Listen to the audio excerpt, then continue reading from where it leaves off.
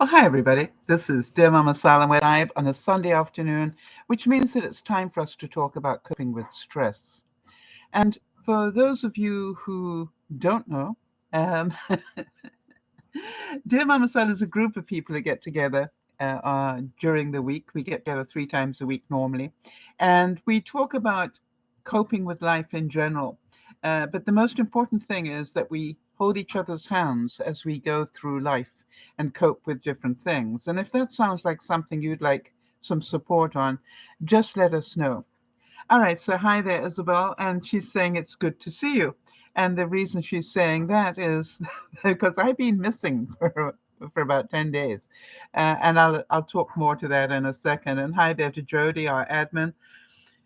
Um, just to let you know, as I said, Dear Mama Sal is not just me, it's a group of us that get together. And it's been amazing to me how we have helped each other during the course of the last few years. And I wanted to say, just so that you all know, I'm not some sort of psychiatrist or psychologist or something like that. I am somebody who's lived enough life, as you can tell by the color of my hair, that I have learned quite a few things. And therefore, what we try to do is to share our knowledge. And that's really important in life. Before we get on to our main topic today, um, which, as you will know, is about taking time for ourselves. And the before we do that, I just want to just run quickly through some viewer things. I wanted to just give a hug to Jeannie, who had to say goodbye to her baby this week. Excuse me. Whoa, weird. Okay, we'll cope. Um, and yet another loss for her. This has been a year of losses. She lost her husband earlier, or last year sometime, and it's just like, she's having a difficult year. For Sharon, Sharon, happy birthday, honey. If you happen to catch this, happy birthday. And for those of you who don't know, Sharon is busy trying to look after her parents at the moment. They've both had issues. And, when I said to her, are there any updates you'd like to share with the viewers? She said, well, let me put it this way. Nobody's fallen in the last 36 hours, which I thought was typical of Sharon and her sense of humor. So a big hug to you there, Sharon, and I trust everybody is doing well. To Jody and Lionel, our thoughts and prayers go out to you because Lionel's mom had a very nasty turn this week, had a mini stroke, I believe. But good news is she is back home again. And although there is some issue as to what the long-term prognosis might be, but we'll update you on that as we know. Erin is going to be moving this week, and that's stressful for anybody, right? Anybody who's ever moved at any time, it's stressful. You have to remember that Erin has use of part of her body. you know, she can't even sit in a chair, for goodness sake. And for her to move, not only is moving her environment, but it's also moving her security as she's moving to a new place. And obviously, that must be so scary for her to make sure that to be able to make sure that she's safe and that people can look after her properly and all those sort of things. So, Erin, our thoughts and prayers are with you, honey, and let us know how it goes and, how we can support you in that. And our thoughts and prayers go to anybody for whatever reason you may need it this week. And if we've forgotten your birthday or an important anniversary of some sort, please let us know because it means we didn't have it on the database. So today I want to talk to you a bit about taking the time to look after yourself. Anne Lamont said, almost everything will work again if you unplug it for a few minutes, including you. I love that. Which is like almost anything will work again if you unplug it for a few moments, and that includes you. And how many of you smile when you hear that and go, that's so true? And you're going to hear about something that happened to me where unplugging it was a very good bit of coincidence, except I don't believe in coincidences. And Ralph Waldo Emerson said, adopt the pace of nature. Her secret is patience.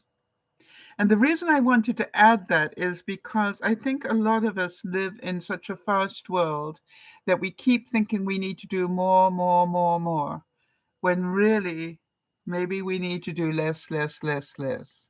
And by the way, Jody, thank you for your kind comment. She said I'm looking great. She knows that I have not been well over the last few days, and we're going to talk about that, right? So I'll admit it that I don't have a lot of patience when it comes to not feeling well. How about you guys? I can be really patient with other people. I can be so compassionate for others. But when I'm not feeling well, I beat up on myself horribly. What about you guys? Am I the only one? Um, and it's funny. I know that a lot of not feeling well is emotional stuff. And I once wrote a seminar about women with stuff and a sense of humor. And the stuff, STUFF, stood for stress. The S was the stress. The U was unfulfilled dreams. Um, sorry, the S was for stress. The T was for too much to do. The U was for unfulfilled dreams. The first F was for fears. And the second F was for frustration. So how many of you got stuff? You've got stress, too much to do, unfulfilled dreams, fears, and frustration. Anybody? I would think so. So why did I design this specifically for women? I think that women do a lot. I believe they put up with a lot. And I believe they take responsibility for more than their fair share. And sure, men do their part, don't get me wrong. But I wanted to give women a safe place to admit their load. And that's why I designed the seminar. And it was actually fun to do because we laughed a lot at ourselves. Like, did we really think we were super women? Apparently, yes. You were just like, yeah, apparently I wasn't the only one. Lucille Ball said, love yourself first and everything else falls into line. You really have to love yourself to get anything done in this world. And who was it that said, I think it was the Dalai Lama or Gandhi. I think it was Gandhi, maybe, who said this, said something, it's not verbatim because I can't remember the exact quote, but he said, if he's got a really busy day, if he had a really busy day, he would spend an extra hour meditating. Think about that. If you had a really busy day, would you, first of all, meditate at all? And secondly, would you put in an extra hour of meditation because you got a very busy day? I thought that was an incredible quote. I used it in a broadcast recently. And just so that I could sort of realize the self-control in that, the self-care in that. So for those of you who don't know, I hit a wall this week, in the last couple of weeks, and it was very uncomfortable for me because I don't do that sort of stuff well. It's been 4 months since I found out that I had cancer, and they removed part of my body. I took that pretty much in my stride. I think you'll all agree with it. I was quite happy, not obviously delighted to have it happen, but I was quite happy about my ability to survive that. I expected to be pretty sore, for a couple of weeks, and boy, was I.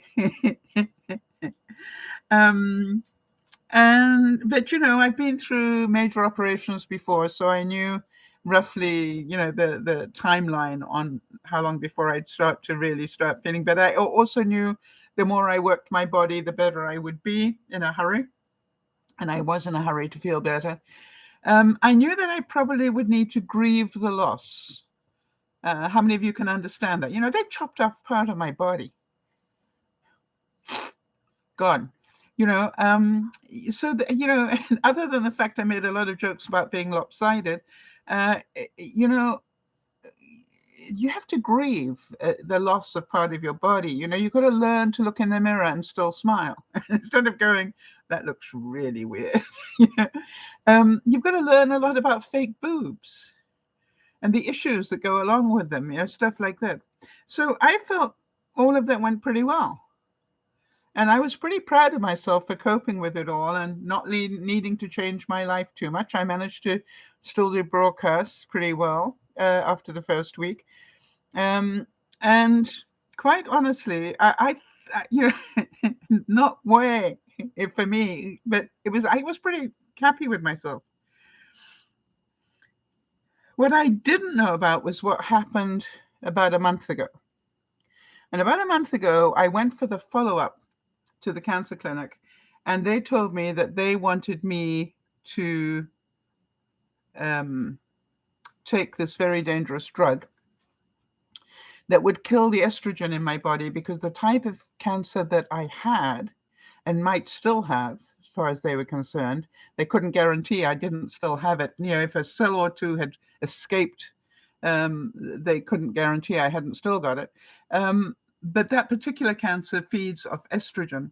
So what they did is they recommended that you don't have to, it's a choice, but they recommended that I take this pill for the next 5 years to kill off the estrogen in my body and therefore starve the cancer of its nightly snack. Does that make sense? All right. Cancer has to feed off something, and that particular cancer that I had or have feeds off estrogen. So the pill is to kill the estrogen in my body so it doesn't have anything to eat, therefore cannot grow. So to me, that was sort of like, well, it was either that or do a whole lot of radiation and chemo and have my hair fall out and do all sorts of other things. So I don't know what decision you would make if you were given that choice. But I decided, I'd rather take the pill for 5 years. And then they start giving you the downside. And that's what makes the decision very difficult, because there's so many possible downsides to it, as you will have heard if you're a regular. And they gave it to me time and time again. The oncologist told me about the downside of all the different symptoms I could have from taking this thing. And then the pamphlets that they gave me told me again. And then the pharmacy, before they issued the drug, told me again. And, I want to tell you, it was terrifying. I don't mind telling you. But, I've got quite a good attitude. So I thought, I'll be fine.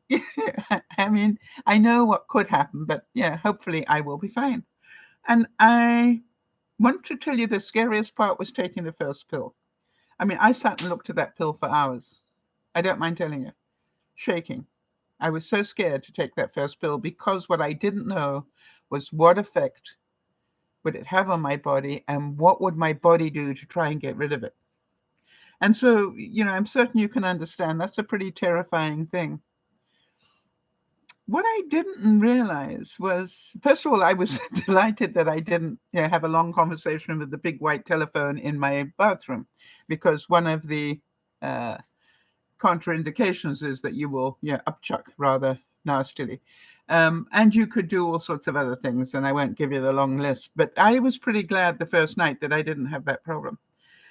However, as the weeks have gone on, and it's nearly a month now, it'll be a month this week, as the weeks have gone on, I have noticed that my energy level has been sapped more and more and more and more. Now, it's not that I started off with huge energy. At my age, energy is in very short supply. However, to then have that depleted because your body is busy trying to fight this drug, and I keep trying to explain to my body, you try not to fight it. You two are both trying to do the same thing. You're both trying to save my life. You think by getting rid of it, you're going to save my life, whereas the drug is going, hang on a second, I need to be here to get rid of the estrogen. So it's a conversation that they're fighting each other, and I can feel that fight. I really want to say it takes a lot of energy out of you. So it's like my energy was being systematically stolen. Does that sort of ring any bells for anybody else who's been through something similar?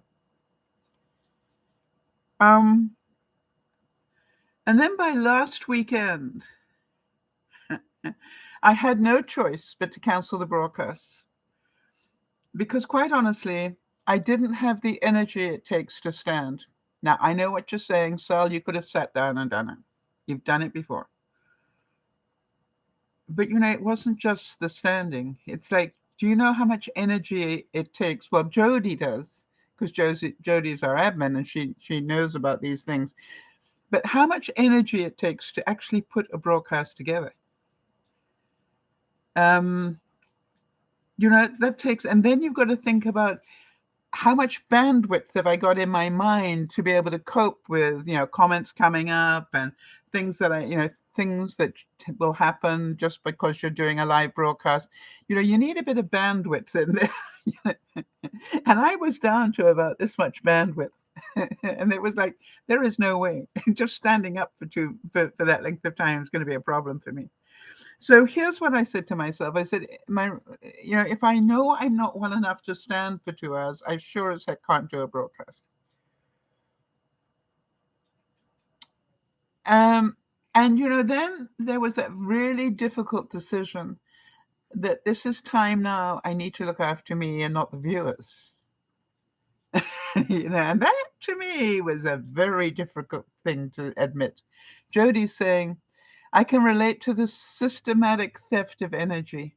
It's a miserable feeling, pretty much impossible to fight it. Oh boy, yes. Thank you, Jody. I mean, with tears, literally tears in my eyes that you understand that. I knew you would.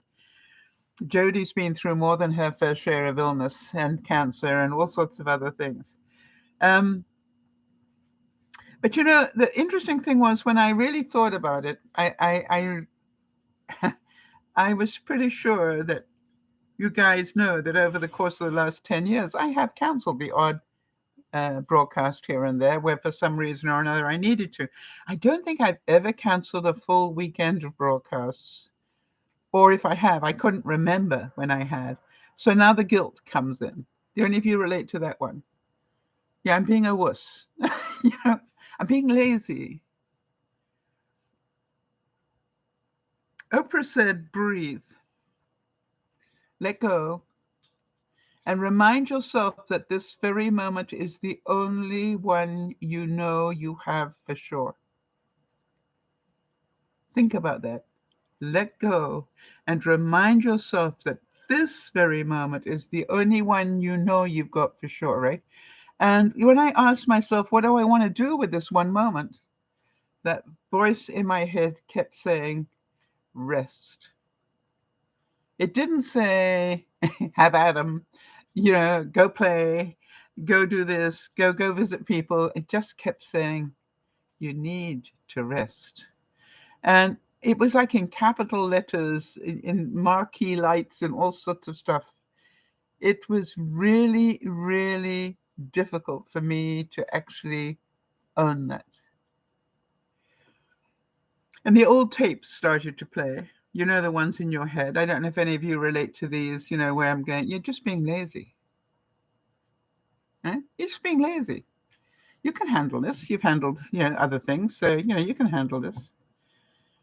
And I'm going, actually, no, I'm not being lazy. I am actually totally depleted of energy. And then the other tape started to play. How about this one that said, now you don't want to go letting people down, Sal. They expect you to do not one broadcast, but possibly two. You could probably get away with one, but to cut all the broadcasts out of a weekend, all three? I mean, hello. I don't think they're used to that sort of behavior. And the guilt that I felt was horrible. And I knew I was in big trouble when I started to cry. Yeah, I'd admit that.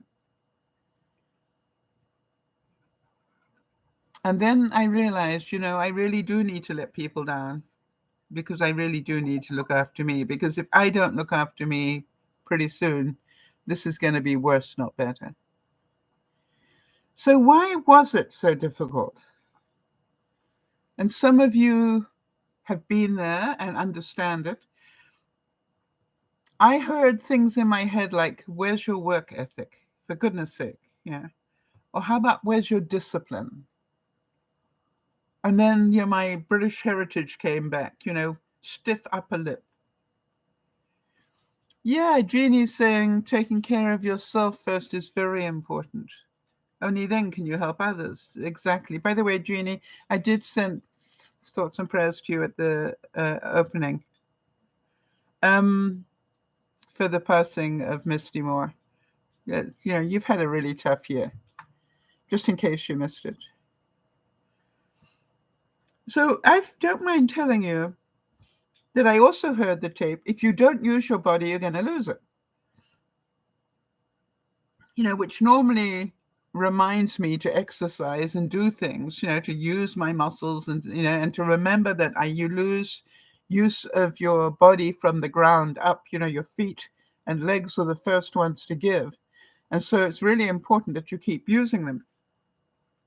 But there is no way I could. All I wanted to do was to curl up in a ball and rest.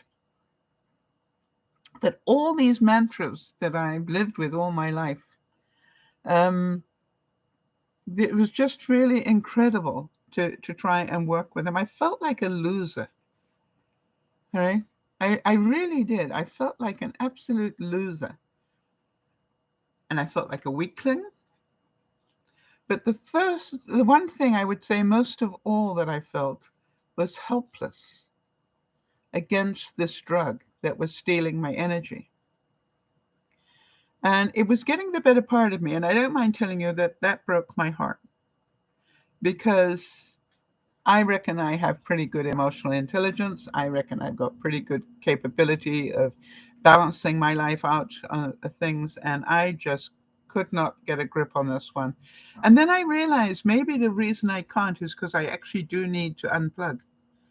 Maybe that is the whole thing, that I kept trying to push more instead of just giving my body more time to adjust to what was going on.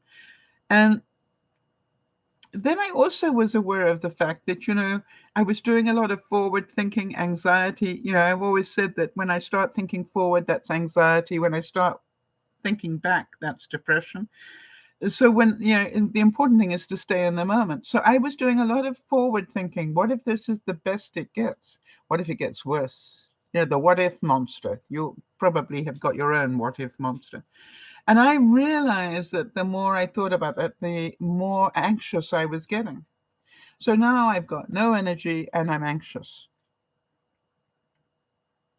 So then I knew it was time to stop being brave. And I also knew it was time to stop showing courage. I knew it was time to stop pushing myself. But most of all, I knew it was time to rest. And rest meant no DearMamaSal. So if I missed a birthday or an anniversary, I'm sorry.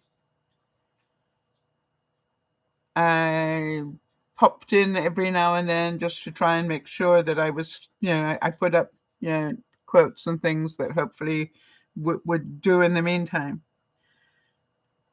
No confetti corner. For those of you who know me well, part of my relaxation is to go into my craft room and make a lot of mess. And I literally stopped doing that. And then I found something quite shocking to me anyway. And that was that I was sleeping 4 hours in the afternoon and then a full night at night. And that made me angry. I'm a doer. Yeah, I don't sleep for 4 hours in the afternoon and then go to sleep for another 6 at night. And then, I started to ask those questions, how am I going to exist like this? Yeah, Jeannie's saying your body needed that kind of rest. Yeah, you bet it did. So here was the thing, there's also that voice in my head that's going, you don't have to take this stupid pill, They just gave you the option of taking it. They didn't say you had to take it. And then I went, yeah, but the risk if I don't is, it's a catch-22 one way or the other, right? And And then they did say that if the symptoms from it are too bad, I can take a break from it or change the medication or whatever. But I don't know how far away I am or not of my body adjusting to this. Or will it ever? I don't know. There's only one way to find out, and that's to keep soldiering forward, right? Um, I want to tell you quite honestly, I didn't feel up to doing anything, and I didn't feel up to caring a whole lot about anything other than me. Ever been there? It's such a horrid feeling for a giver. I mean, it's just like, it's a horrible feeling for somebody that's a giver. And I'm certain Jody knows all about it, and Jeannie, I'm certain, knows all about it, and a lot of you. But then, as I was busy beating up on myself, and I'm quite good at that, I remembered Dr. Zeus. And Dr. Zeus said, be who you are and say how you feel, because those who mind don't matter, and those who matter don't mind.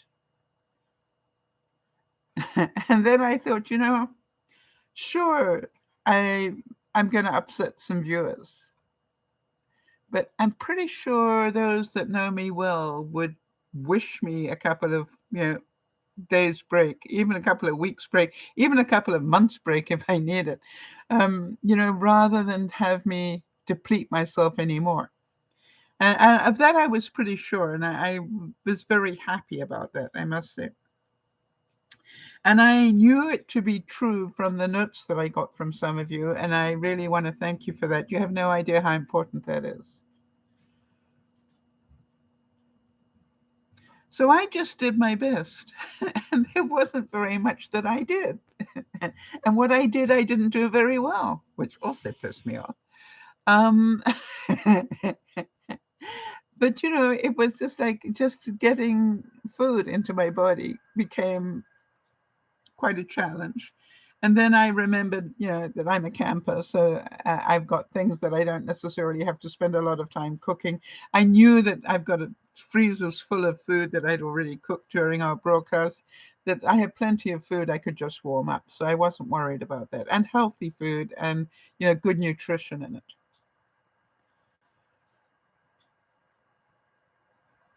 And then it came to the next Friday.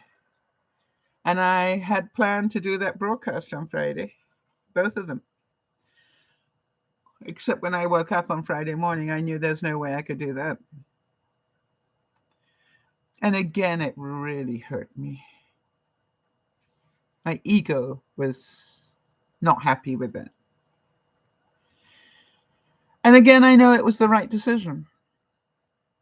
Bit difficult. And I've got all these pages of notes, that I've been keeping, waiting for broadcast, but they'll wait and we'll use them up in the coming weeks. Yesterday, I think it was yesterday, I went out for the first time. I actually went out, and luckily my car started. And I made a promise that I was either going to go out or I was going to charge up the car. If the car didn't start, I was going to charge up the car. But one way or the other, I was going to make sure that I made the effort. And I didn't do very much. I just drove around the neighborhood and really just got a sense of what was going on. And then came home. Checked the mail, but then came home. And guess what I needed to do when I came home? Rest. But it was a major step forward because I got achievement, and I feel better when I achieve stuff. I don't know about you. I really do feel a lot better. Anna Taylor said, love yourself enough to set boundaries. Your time and energy are precious. You get to choose how you use it. You teach people how to treat you by deciding what you will and will not accept. And so, as Dr. Zeus said, I knew that those people who really cared about me wouldn't mind that I did it, and I was happy. But then, of course, because I'd managed to go out in the car, suddenly, I got a whole new, after I took a bit of a rest, I thought, no, I think I should do some steps. When did I do the steps thing? I think that was on Wednesday. I decided I thought I needed to try some steps. The tape was playing. If I don't use my body, it's not going to get better. So I went to go and use my Wii console. Those of you who know, I've got a walking program with my Wii console, and I love it to bits because it's interactive. It's like playing a game, but all the time you're getting steps in. So I went I was looking forward to that. Maybe I could do 15 minutes. That's what I said to myself. See if you can do 15 minutes. Nothing worked. The cursor would not work, even to get the program loaded, never mind do the program. And I'm going, there are no coincidences, Sal. But I was frustrated.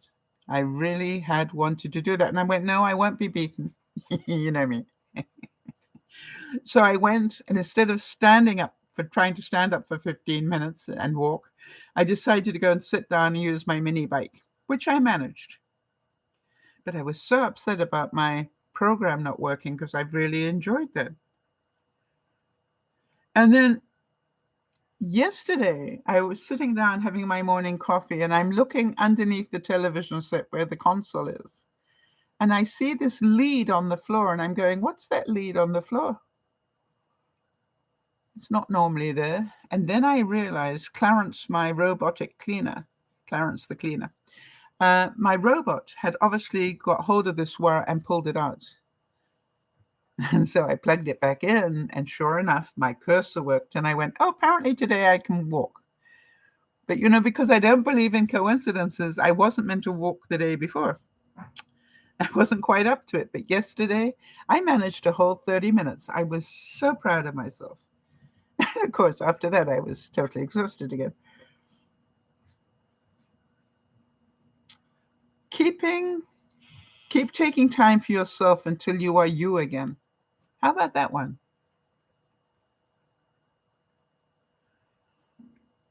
So can you understand that just because I could do half an hour standing, I was pretty sure I could do a broadcast today. That was my sort of benchmark.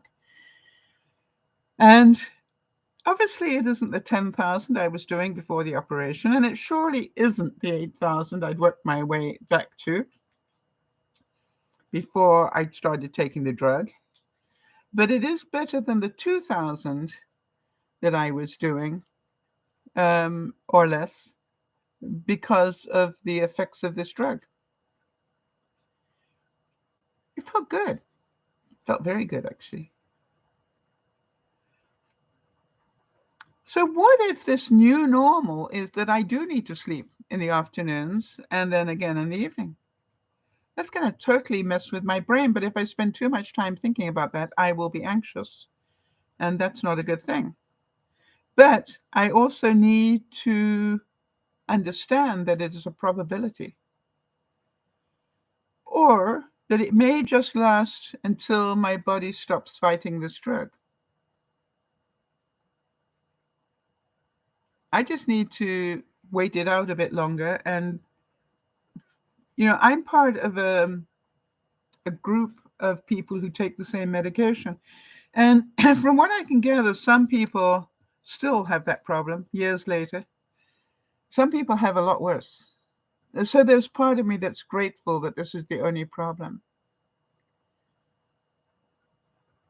Right, Jeannie's saying that she puts her legs up almost every afternoon and reads in bed, and it helps her greatly.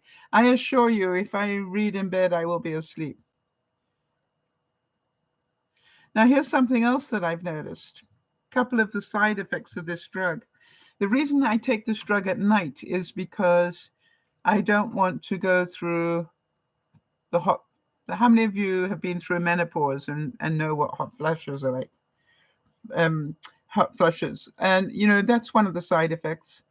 And quite honestly, it was recommended that I might want to take the drug at night because that would be easier to handle at night than it is during the day, because you can just throw the big clothes off, until you start feeling cool again, and then you can put them back over, which I've been doing. But How many of you can understand that's not great fun either, and it doesn't go for restful sleep? The other thing I've noticed is that my hips are already more painful. One of the side effects of this drug is that, you will get more bone ache.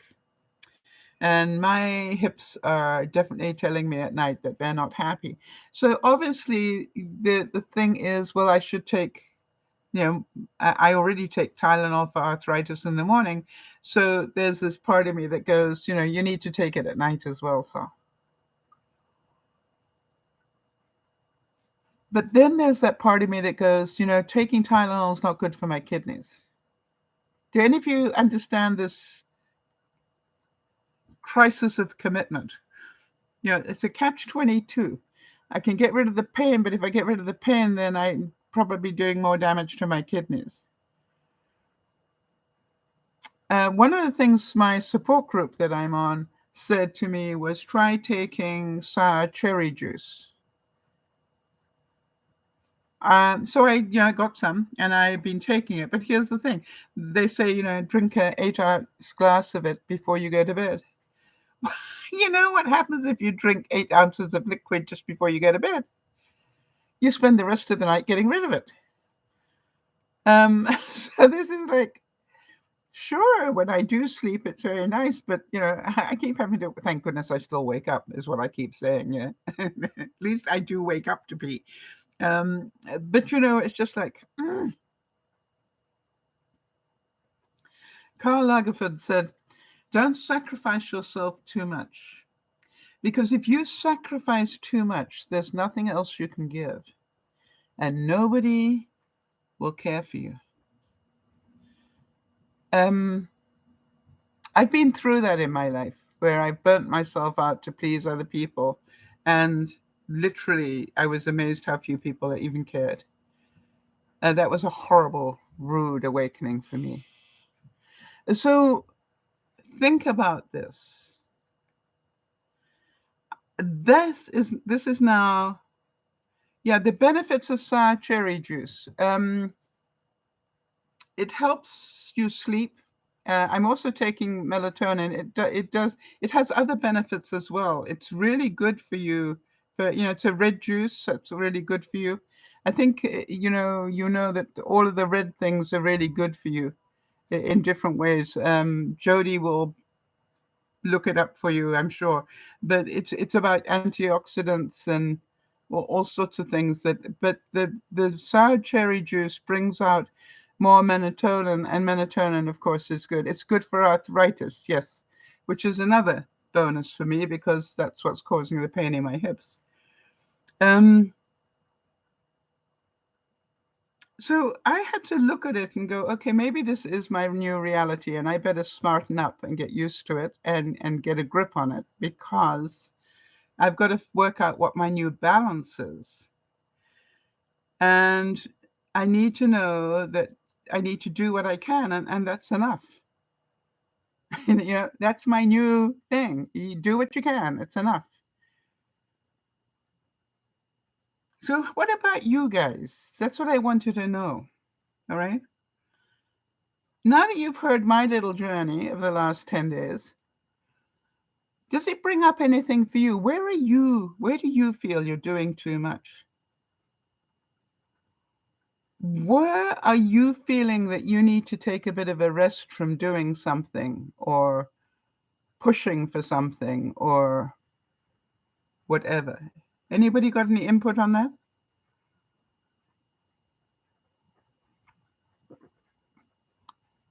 Do any of you have a feeling that it's time for you to take some me time and regroup? Now, Jody, I know you've been through that.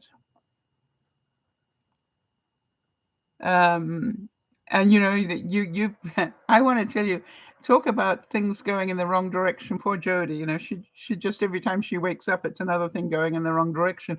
But I believe it is starting to go, turn a corner, if I'm correct on that one, Jody. So, you have a lot to teach us about tolerance, that's for sure. The other thing I'm certain you will agree is when you go through this sort of very difficult journey, whether it's, Jeannie's journey of loss or Jodie's journey of ill health or my challenges or whatever, the one thing you find out, you really know who your friends are and who you thought were your friends and who actually not. Jodie's saying sour cherry juice also helps with fat metabolism. I've got lots of that. Boost immunity and can block the growth of some cancers. There you go. Isn't that interesting? In fact, it's the reason is why aren't we all taking it? I think there is, you can take too much of it, so be careful how much you take. I seem to remember reading somewhere that, just don't try drinking gallons of the stuff, right? So have you noticed that when you stop doing things, some people notice and then some don't even care? Jeannie's saying she had to compartmentalize, all right? Get a cortisone shot, do physical therapy, get things together financially. Otherwise, I'd be going crazy. Yeah. And again, what I really caught a whiff of, Jeannie, and I don't know if you did, but I could feel that vortex of depression trying to get a hold of me. And I'm going, no, I'm not going to let that happen. I'm certain, Jodie, you would relate to that as well. You can feel that large sucking sound as it tries to envelop you, and you just go, no. I'm allowed to rest, but I'm not going that direction. To me, that was the bottom line. Jodie's saying, I've been able to put my sneakers on and walk about 60 feet using my walker. The condition itself is the same, at least right now. So I don't know if you know, but Jodie's got something called drop foot, which means her one foot, when she goes to walk, doesn't come up so she can take a step forward. It literally stays on the ground. So she has to physically move it. How do you move it, Jodie? Do you sort of pick up your pant leg and push it forward? Or how do you do that? I don't think you've ever told me how you're managing to do it. Yeah, Jodie's saying, she's been through the emotional mill as well. And Jodie, for the both of us to be doing that at the same time is very unusual, but I could feel it, and I'm sure you could as well. Louise Hay, I quote her a lot. She said, you've been criticizing yourself for years and it hasn't worked.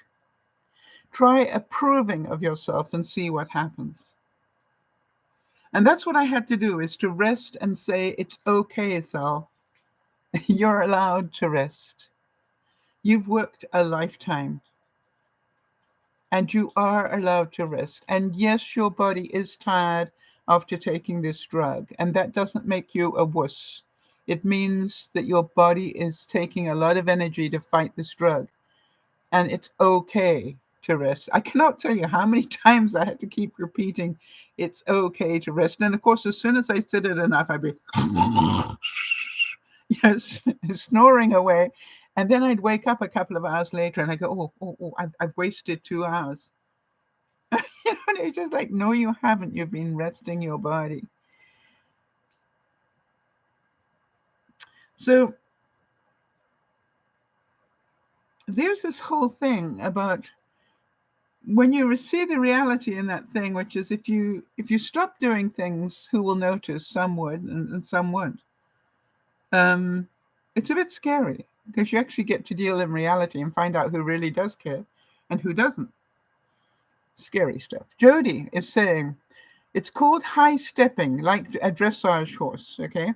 The physical therapist told me it was named high stepping because of the horses. Yep. It's when a horse does what they call a collected walk or a collected trot or collected canter. All right. They pick their legs right up like this. Now, how do you get a horse to do that? Having done it for many, many years, I can tell you it's amazing. It takes a lot of patience.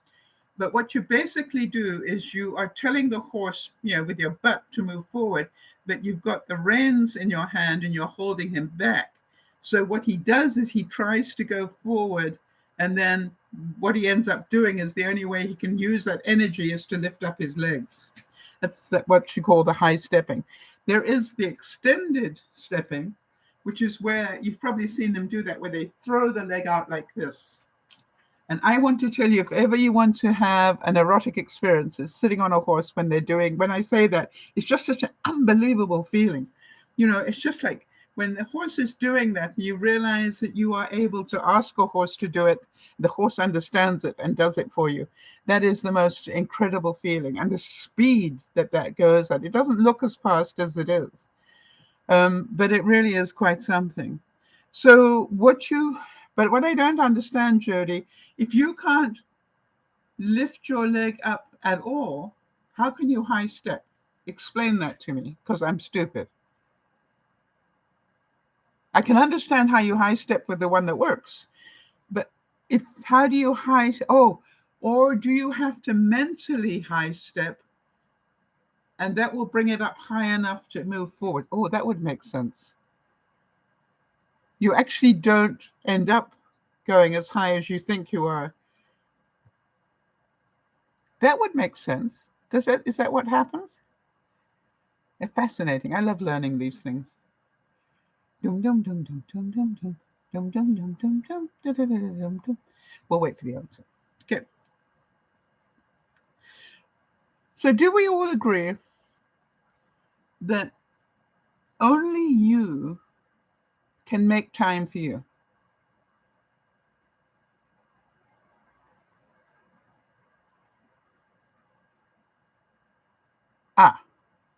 Okay, Jodie's come up with the answer. She said the front of her foot will not lift. I can lift my leg. Okay, so let me just try and work that out so people can see it. So she can lift her leg, but if you like, her toes won't lift up naturally, right? Because this last bit, right? So what she has to do is to lift this high enough that she can then swing it forward, I guess. Would that be about right? Yeah, I understand you can't complete a normal step. So do you sort of lift it up high enough that you can sort of use your hip to swing it forward? Okay, I got it now. That makes more sense. That is a great improvement, Jody. I mean, I know it's about the last thing in the world you actually want, but it is a great improvement on where you were. So well done. It's a bit like me being able to stand up and walk for half an hour, right?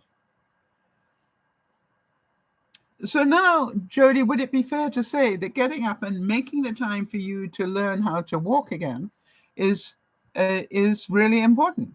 It's more important than keeping Sal happy or, you know, whatever, right? That's the most important work you can do, because if you are still able to be self-sufficient, that is your way of contributing to the household. And Jody had a major step forward in more ways than one. Sorry for the pun.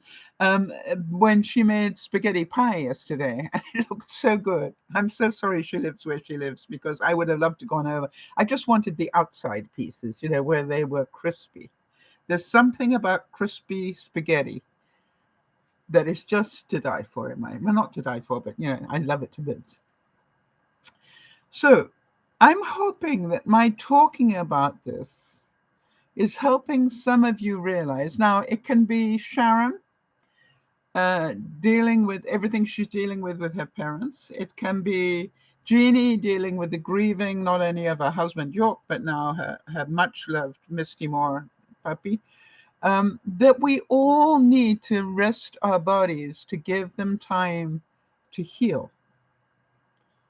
And so the question I have of those of you who are in the room right now is, how many hours sleep are you getting, and when are you getting it?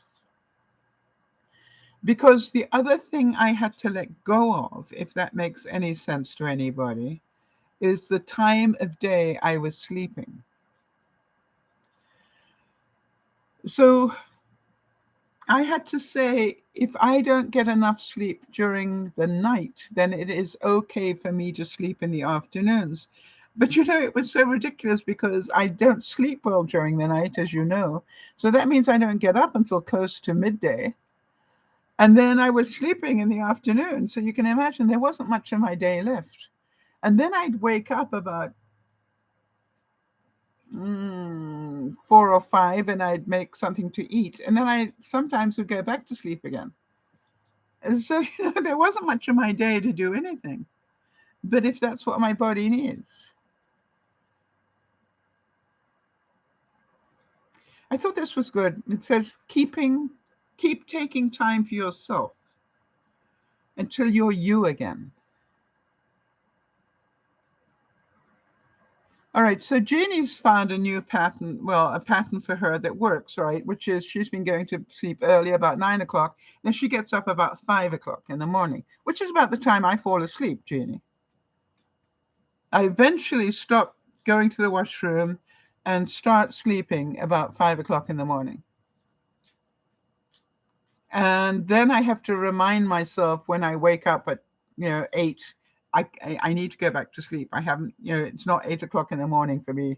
I haven't had much sleep yet. And that's the thing. I have to keep telling myself, go back to sleep if you can.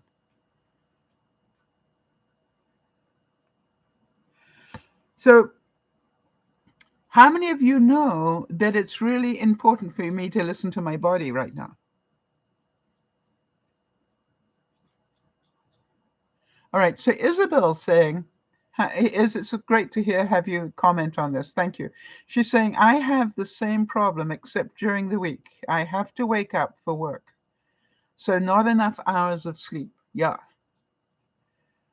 Jeannie's saying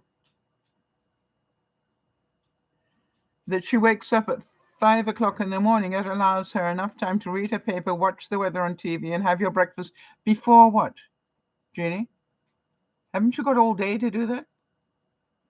I just want to make sure I understand. Before what? Why do you have to do all of that before? Why do you need to wake up at 5 o'clock in the morning to do that? Jody's saying, I go to sleep about 3 a.m. and sleep on and off until about 10 usually. About 4 hours of sleep, but I'm working on it. Why do you need to get that done before 6 a.m.? That's what I want to know. Or is that a tape that's been playing in your head that you get up at 6 a.m. in the morning, even though you don't have to?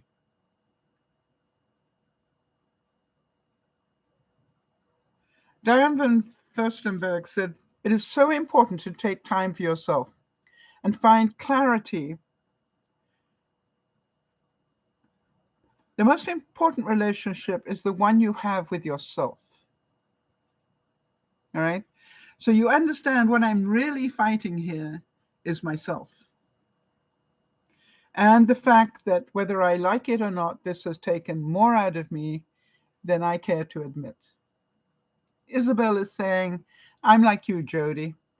I could do my cleaning at midnight, but don't ask me to do it in the morning. No, I'm one of those people as well. I'm a night owl. I actually quite often do clean the house at between sort of midnight and 2 o'clock in the morning. I seem to get a burst of energy about that time for some reason. Jeannie's saying, I'm an early morning person. I do various things afterwards, grocery shopping appointments. I've always gotten up early. Yes, so that's your time clock. What I found once I retired and I didn't have to go to work, my time clock completely changed. And I realized that all those years in my life, I'd gone on a time clock that doesn't suit me. And now it's totally messed up. So what I really wanted to do, though, and it's important that you all get this, I really wanted to thank you for your understanding and for still being here after I had to cancel appointments and broadcasts and stuff. It means a lot to me, quite honestly. And I realized as well that the broadcast is important to me and my mental health as it is to you. And I really missed doing them when I couldn't do them, because I had so many things happening that I thought would be of interest. But I also know that I did the right thing. All right, this is from Faith Hill. the singer, the country singer. She said, "It's okay to take time for yourself. We give so much of ourselves to others, and we need to be fueled, both physically and mentally. If we are to be in balance, it helps us in all our interactions." Remember that thing about I started with, sometimes we need to unplug completely. I have a friend of mine who happens to be a Catholic, and he is a really go-getter. You know what I mean? He's always on the go, and he's sort of tweeting with one hand while he's doing something else with the other, and it's just, to watch him is just amazing. And every now and then he will actually take a week off and go to the local monastery and go on retreat there for a whole week, totally unplug away. Lets us all know that he's doing it, but he just stops everything and goes to the monastery for a week, and eats monastery food and just sleeps.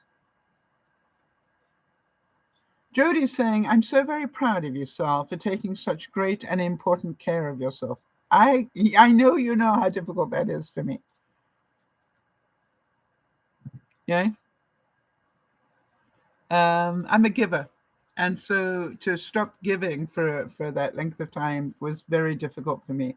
But as you can see, at least there's part of me that's come back. And how about this one? I had to keep reminding myself, and I pray that you do as well, to be as considerate of myself as I am of others. And that old story, I'm always saying to Jody whenever she's not well, I just say to her, "Just do me a favor, tell yourself what you would tell me."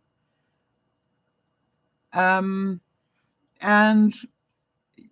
because she's so wise when she's looking after me in her mind. And, she's not as patient with herself. And I had to laugh because I'm going, oh, yeah, there's that story coming back at me again.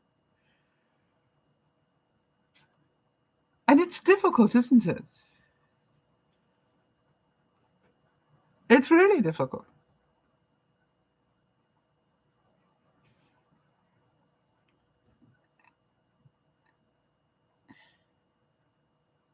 How about this one? Taking care of yourself doesn't mean me first. It means me too. Does that make sense? It's not about putting me first. It's about, I obviously had not given enough time to me, and that's why I was struggling so much. And Jane Fonda said this. She said, "The challenge is not to be perfect. It is to be whole." So Jody, every hour you spend asking that foot to work, all right, is an hour well spent. Now, every 10 minutes you spend, every time you insist on getting up and going to the kitchen because it's helping the brain tell your foot the right instructions again. It's like somebody cut that cord, right, Jody? That there's a disconnect somewhere. The brain stopped telling those muscles to work when they're meant to. And we don't even think about it, do we? They always have done that. When you when you go like this, that foot comes up and it moves forward. You never think about it. And I can imagine how terrifying that was the day that you did it and it didn't do it and you fell flat on your face, right? And Isabel is saying that guilty feeling can kill us. I had to deal with this week. I'm happy that I think it passed. Yes, the guilt is horrible, right? And Jody's saying, yes, the message isn't getting through. It's the same way as I try to describe to people who are depressed, that they don't understand that part of depression is that the messages aren't getting through. All right. The good messages get sidetracked. I think it's called a synapses, all right, where the information doesn't jump from one neuron to another or whatever it is. It gets sidetracked. And so and the whole point about taking antidepressants, if you are clinically depressed, is that they help rebuild those connections. So Can you also understand that I was doing a number on myself because I was in yet another catch-22 on this issue about should I take more Tylenol or not? Knowing that if I take more Tylenol, then I'm doing more damage to my kidneys. And then it's just like, really, how many more things can I lay on myself?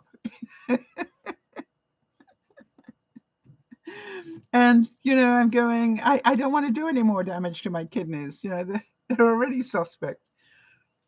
And then I can, think about, well, you got nothing to worry about. Look what Jodie's coping with. But, it is, I'm laughing because I'm hoping you can relate to this. Mandy Hale said, "It is not selfish to love yourself, take care of yourself, and to make your happiness a priority. It's necessary." Jeannie's saying, talking about guilt, she says that her groomer wondered why she had not seen why she hadn't seen Misty's cancer. But the doctor said nothing was there 2 days before. It came up suddenly, and it was no one's fault. Yeah, I had a dog get cancer as well, and I want to tell you, it's just like, I agree with you. 1 minute it wasn't there, and the next minute it was. So yeah, I totally get that.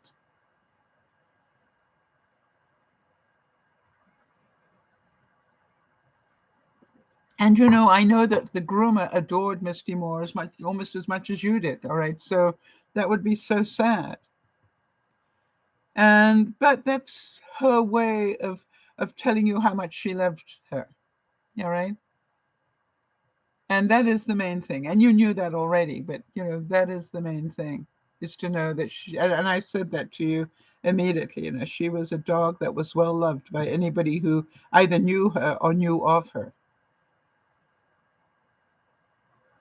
And I really like this thing about take time for yourself until you can feel you are you again. All right? Until you can feel you are you again. Now, do I feel like the old me is back? No. Quite honestly, not. But there's a whole lot more of me back than was there a week ago or even 3 days ago. And I can feel my sense of humor coming back. I can feel my emotions coming, my good emotions coming back. But I also am pretty sure that as soon as I finish this broadcast, I will go, well, that was enough for today. you know, Pretty sure I will fall fast asleep for a few hours, but that's okay. This is another huge step forward for me, and I am very grateful for that. Hey, I got makeup on. You know how long it is since I've had makeup on? Long time. Do any of you relate? I'm not proud of this one, but do any of you relate? I was sick enough that even the idea of going and having a shower was overwhelmed for me. And then, it got to the stage where I went, if you don't go and have a shower right now, your clothes are going to go for you. You know what I mean? It's just like, you need to go and have a shower. My hair was looking just, it was horrible. And I'm not proud of it, but I want you to know that was a real wake-up call when I realized, I haven't showered for a couple of days, and it's just like, you need to go shower. And it wasn't that I'm a dirty person. It was I just didn't have the ability to stand up and shower. I was feeling that weak. How about this one? An empty tank will take you absolutely nowhere. Take the time to refuel. So I hear your comment about where you're at. And I wonder how many excuses you've given yourself about you haven't got time to rest. And I wonder, after hearing what has happened to me this week or last 10 days, whether you are going to make the time to rest, even if it's an extra 4 hours. We all lost an hour of sleep because spring is on its way. And if you stand on your tippy toes, you can see spring on the horizon now. No doubt about it. It is on its way there. But even if you are that busy, Can you take the time to do something that makes your soul happy? Because making your soul happy will give you a rest as well. Right? Doing your taxes, not so much. But making your soul happy.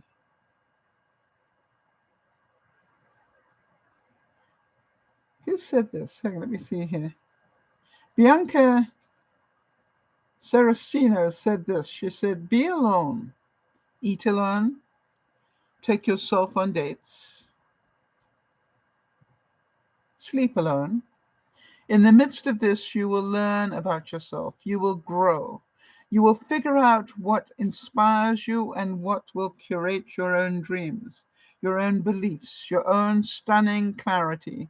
And when you do meet the person who makes your souls dance, you will be sure of it because you will be sure of yourself. You see, there's something about taking that time and giving in. Let go and let God comes to mind. That's what I had to do. I had to let go and let God control for a few days. And although I know He's doing it all the time, but it's all about the clarity it comes to you, where you realize how much you've been worried about that you didn't really hear. But when you stop, when you slow down, when you give yourself that time to rest, it's amazing the messages that come through to you. And as I said, it was so funny that I'm sitting there going, why doesn't the cursor work on my reprogram? That's never been a problem before. And oh no, now that's broken as well. It was all about not that as well. And then the next day when I was sitting quietly, having my coffee, just totally relaxed, and I looked ahead of me and I said, what's wrong with that picture? That lead, whatever that lead is, isn't normally there, is it? And then I went, I wonder if that's the lead to the cursor that's not working. And it was. Behind you are all of your memories. Before you, all of your dreams. Around you, all who love you. And within you, all you need. And I really had to talk quite hard. I had a serious conversation with myself. Oh, a big rainstorm. It is so heavy that it sounds like being in my trailer in the days I used to go camping. It's really heavy rain. Wow. It's not snow. I'm happy. It's not snow. So the reminder is to make time for yourself, even if you have to let some people down. Even if you have to say no where you'd like to say yes. Even if it means some people are going to be a bit angry with you. Right? Please make the time. Jody, I'm pretty certain in the last few weeks where you've been going through this added problem, it's taken you some time to be able to get a grip. But I want to say how proud I am of you because I know you did the best you could every day. I know that even though you were struggling, you were still trying to prop me up and encourage me. And for that, I thank you because I know how difficult that must have been for you. Even though you're not getting enough sleep, you kept being concerned about my sleep or Lauren's sleep and everybody else that you probably were keeping an eye on. But the main thing is you didn't give up on yourself, right? That you are doing the best you can. And even though you look like a show horse now with your high stepping in your mind, it is helping you be able to walk again. And like everything else, right? It's about you're using the muscles, and the muscles will hopefully eventually remember how to, connect that bottom bit. I wondered, Jody, whether your physio person, is it related to diabetes at all? Right? I don't want to push you unmercifully on this one, but it's fascinating that that part of your foot just stopped working. And I wondered, couldn't help thinking, that neuropathy that you get from the diabetes, whether that wasn't a sort of like a part of it.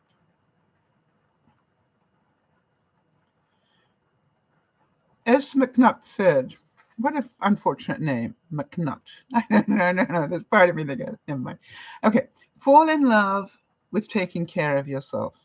Fall in love with the path of deep healing. Fall in love with becoming the best version of yourself, but with patience, with compassion, and respect to your own journey. Interesting. Jody's reply to me is it can be caused by diabetes and many other things. She needs an MRI and a nerve conductivity study for diagnosis. All right. Now, it sounded to me like the conductivity study wasn't a fun thing. Can you tell us why? Do they poke needles into you or, to find out where the nerves are working and where they're not? I mean, why is that not a fun thing? Help me understand so I can support you when you have to do that. Or support you. Now, I could look it up.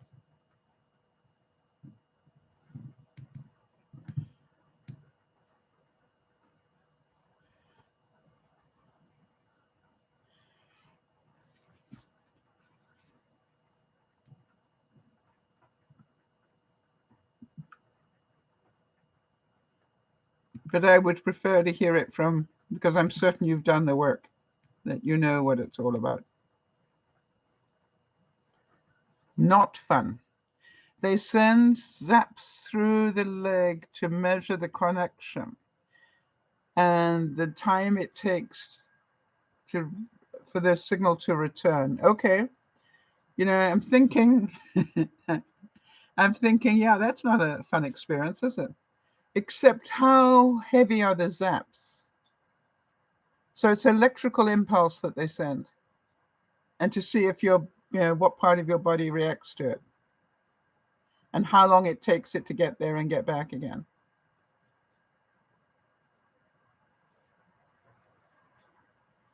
Do we know how many of those it takes? I mean, is it like 5 or so? Yeah, Jody, I think we need more information, don't you? I mean, I agree with you, but you know something, Jody? It's a bit like them putting a needle into my boob that's going to put wire into my boob. I remember, that thing. The what do they call it? The nuclear thing that they did.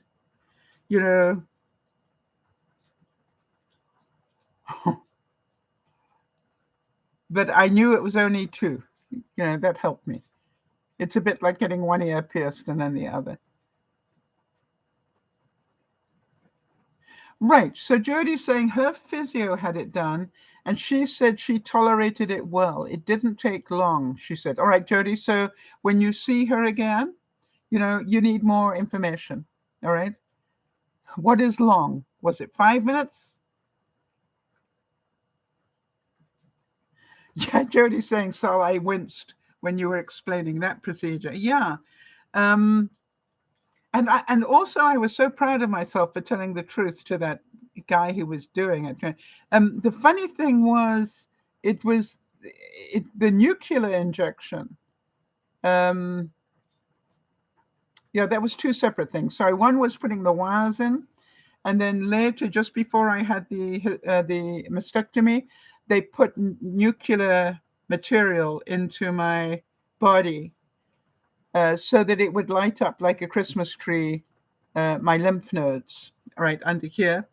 So it would travel down and be caught by my lymph nodes. And then when they went to do the operation, they put other stuff in that makes those go like neon lights, all right? It turns them on, literally, so that they literally become like Christmas lights. My question was, You know me. My question was, if you are injecting me with nuclear material, do I become radioactive? And if so, for how long? And my surgeon said, you come up with the most incredible questions that nobody else bothers to ask. And I said, well, I could be a danger to people if I'm radioactive, right? And said, yeah, that would worry me. And she said, yeah, most people don't care about that, but you would, of course. Um, so anyway, but what I really want you to do is to hear my story. Hear my story because I don't believe in coincidences. Therefore, if I needed to take time to look after me, do you? And I have a feeling the answer probably is yes for quite a few of you. And so if you need to take a nap in the afternoon, do we agree this is not being lazy? It's because your body needs a nap. And my question was, how do you know that I'm not being lazy? Well, I think Yvonne answered that quite well. She said, I've known you for over 20 years. Actually, probably more like 25 now. She said, I have never known you to be lazy. Regardless of what's going on, I have never known you to be lazy. And she said, think about it. The day after your mastectomy, literally less than 24 hours before your mastectomy, you put in, over 3,000 steps. You did 6,000 steps the next day. That's not a lazy person. You had every reason to lie in bed and feel sorry for yourself. But no, you got up. And the first thing you did before you even had breakfast was to sit drinking your coffee with your mini bike and put in a 3,000 steps before breakfast. I said, yeah, that's true. So you can understand that not being able to exercise my body was part of my concern. That's what was literally, the fact that I wasn't strong enough to exercise my body, helped the vortex. So really important. Doesn't matter how little you do some exercise. Get out, get some fresh air. Doesn't matter if you just open the door and stand there and breathe in fresh air. Really important. Get fresh air into your house. Really important. I don't care how cold it is. It's one thing I learned from Benji. When they get up in the morning, the first thing that Judy does, or Benji does, depending on who's in the kitchen area first, they open up all those doors and windows. The doors, sliding doors, and all the windows. And let fresh air into the house, regardless of whether it's snowing outside. I know I was absolutely amazed. I said, are you letting all that cold air in? Why? I had not dressed accordingly. Right? I had to go and find extra clothes in a hurry because, it was amazing. But now I understood the logic of it. And I went, that's a really good idea. Let go of the fact that it's going to add to your your electricity bill. It's a really good idea. Get fresh air into the house through the winter, and during the time. Now, the other thing I want to warn you about, for those of you who struggle, we're about to go into some serious allergy season as well. And so be aware, all right? Yeah, Jody's saying it's so healthy to open up the windows every day. The air exchange is important. Yeah. And so I make a point, I think you know that. I make a point now every day is I go out of the sliding doors in the middle of my house. I go out of those doors and leave the door open while I go to put stuff in the garbage or go to do something, quickly. I leave the door completely open. And it smells so good. Yes, there's something about the smell of fresh air, and it's good for your body. Now, one of the things I wanted to talk to you about, and I didn't get a chance. Hold on one second. Where's my... Yeah.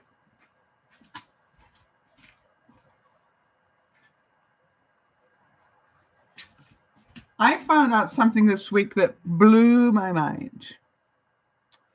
These are seeded alfalfa, whatever. Okay. And obviously they're going to grow up a little bit more. Do you know if I put a handful of this, if I cut them off the top and put them in my daily pita, or if I took a nice romaine lettuce leaf and put that in my pita, which one do you think is more beneficial to my health?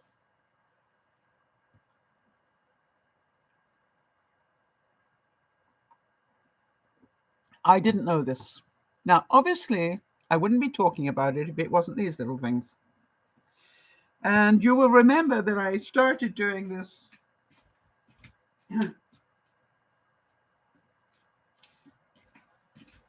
This is just throwing some seeds into a bottle, and letting them sprout. What I found out was putting this in my pita. If I don't put any butter or anything on, I just make my pita, put a slice of that ham that we sliced up the other week, slice of that, a piece of sliced cheese, and then I top it with these. Can you see them? Okay. It is 140% more nutritious than a romaine leaf. Go figure that one. 140%. So what I realized was the whole reason I buy lettuce is for my pitas. And I spend quite a lot of money every week buying lettuce. And I thought, I can actually, now that I know that to be true, I can now spend, money to get sprouting seeds. Okay, this happens to be like this. And this was just like a little handful I threw in here. And by next week, I'm going to just be able to cut the tops off these. And this week, I will just use up the young ones that are in here. But now I'm also starting to do beans and peas, and I'm going to start eating those as well. Micronutrients, I think they're called. Microgreens. But did you know that they are 140% more beneficial to you than a lettuce leaf? Pretty amazing. And far cheaper, right? And this grew like this in a week, maybe 10 days. And you can see there's a whole lot coming up. And what I'm going to do is let it get, pretty solid before I cut it. And then I'll cut a little bit and add it to my pita. But I want to tell you that these are, when I eat these, it's like a nutty taste to it and really, really beneficial for my body. Now, the other thing is about that tart cherry juice. All right. I didn't know that tart cherry juice was that good for you, quite honestly. I think Benji mentioned it to me once. And I know I got it once, but I didn't ever drink it really. So now what I'm doing is now I know how many benefits there are in that. I'm going to start adding it to my daily smoothie as well. All right. So I can get more of it into my body. So these little changes that we make will hopefully give me more energy. I'm also now, I've got a mixture of cranberry and pomegranate, I think, that I'm also doing. So I'm really looking at these things. However, as in all things, if I have more tart cherry juice, more cranberry, pomegranate, more sugars. So one of the things I did today was to make sure I took my blood glucose to see how I'm doing. Now, I think some of you know that most nights I will take some cake mix. This is spice. I really recommend the spice, right? And I'll throw in an egg and beat it up with a little bit of milk and then put it in the microwave for a couple of minutes, 2 to 3 minutes, depending on the power of your microwave. And it gives me a cake. And I actually put ice. Yeah,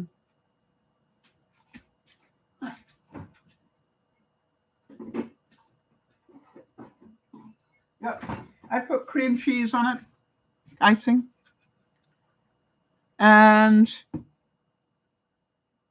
I thought I've been doing that for quite a lot of this week, and I was a bit scared about what I was doing to my blood sugar.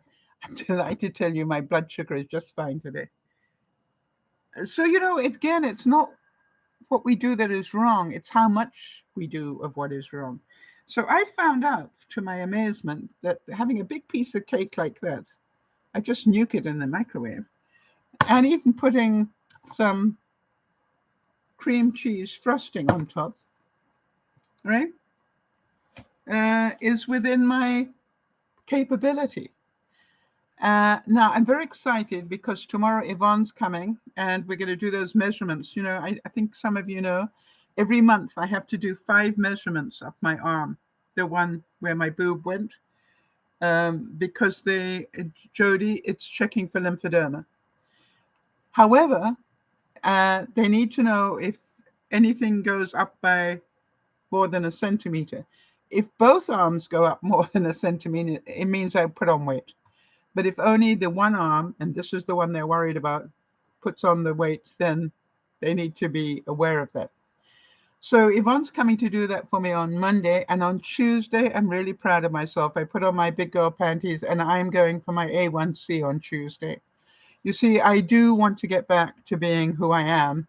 And I do want to go back to having some energy and doing the right things to look after me. And I'm not 100% sure how my blood sugar will go, but I hope it will go well. Because as you know, I've managed to control it for 6 years without medication. And I would like to continue playing that game. And it is a game to me, as you know. I get some amusement. Every time anybody says to me, you've managed to control diabetes for 6 years without medication. And I go, yep. And I have dessert every evening. And they go, how do you do that? I said, carefully. That is the answer. I do it carefully and with a lot of humor. I know, one day this week I had mashed potato. What do I know? That's gonna, it's not this. I don't have cake the day I have mashed potato, people. And how much mashed potato? In the old days, I'd take 3 great dollops of mashed potato. Now I probably take about half a cup to a cup maximum. What did I have? Shepherd's pie. And I must have had a cup of potato on it. I felt like I'd had about 5 potatoes. But again, potato on its own is not such a bad thing, right? It's what are you having at the same time? Balance. Balance. I had a potato yesterday. I had a baked potato yesterday. I very rarely have a whole baked potato. And that's why I wanted to take my blood sugar this morning to find out how bad it was. Oh, it's interesting. Jody says you're an expert at balancing your nutrition. I wonder why that is, Jody. Would it be that I had an excellent teacher? Would it be possible that she taught me everything I needed to know? And her name's Jody, right? So everybody, it's good to be back. I don't know if I will be back on Friday or whether I'll have a tough week again. I'm hoping I won't. I have every intention not to have a tough week, but I will make sure I get enough rest. All right. Even allow myself, it's like Yvonne and I will do the things that really need to get done together. That's why she comes as well. We'll get the measurements done. She's going to help me change the light bulbs in my light above my sink there. Actually, the other one's gone as well. So we'll be changing a couple of lights, but she's going to hold the ladder while I climb the ladder. But, and I'm going to go and get my blood glucose done. That'll keep me happy. So big goals. And by the way, I still haven't taken my coats to the store where I want to take them, but I will. I'm getting there. So this is DearMamaSal saying, take the time. We just jumped forward into spring. I know it's not spring yet, but we just jumped forward. What I want you to do is if you're feeling tired, there's a good reason for it. Your body is struggling. Think about that. If you are feeling tired, there is a good reason for it. And Jody, if you're not feeling tired, it means that your brain is too busy. That is my belief. All right? And are you reading at night, or are you still playing games? Right? Because that is the thing I keep reminding Jody, is don't do games that stimulate your brain. What you need to do is try and read War and Peace or something. It's going to send you to sleep. All right, there we go. This is Dear Mama Sal saying thank you for being here and thank you for caring enough. And Nyasha, let us know when your eye operation is. We'll be there for you. And I want to give you all a hug and to say to you, this is made so much easier knowing I have your support. Please don't take it away. Because I'm just a human being too. This is Dear Mama Sal saying, love you dearly. Big hugs. And hopefully we'll see you Friday. Bye-bye for now. Thanks, Jody.